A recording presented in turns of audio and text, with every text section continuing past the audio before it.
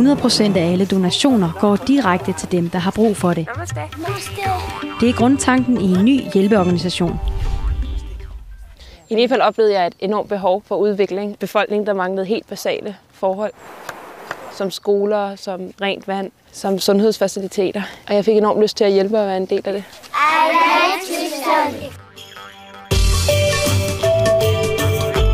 Human Practice Foundation bygger skoler i Nepal, forbedrer undervisningen, foretager redningsaktioner mod trafficking af piger over grænsen til Indien og har igangsat et vækstprojekt, en teproduktion i Himalaya. Når man giver penge til et projekt, så går det 100% til projektet, og man kan følge sine penge, og man kan være en del af det projekt. Man kan tage ned og besøge det, man kan være med til at skræddersø sit projekt. Og når det overhovedet er muligt at lave en 100% model, så skyldes det, at fondens driftsomkostninger finansieres af en række fremtrædende danske erhvervsfolk. 7 såkaldte founding fathers. Når du bliver fanget af noget, så siger man, det kan jeg vist godt gøre. Det får jeg glæde ud af, og jeg kan støtte.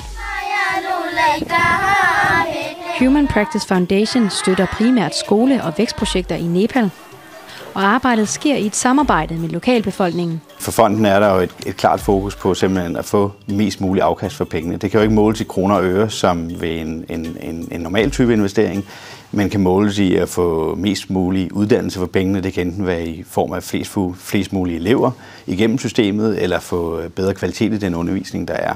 Siden stiftelsen i august 2014 har fonden indsamlet omkring 2 millioner kroner og har i dag en professionel bestyrelse og 3 fuldtidsansatte, der styrer projekterne.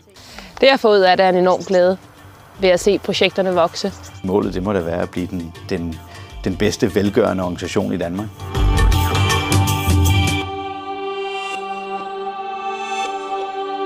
I like this journey.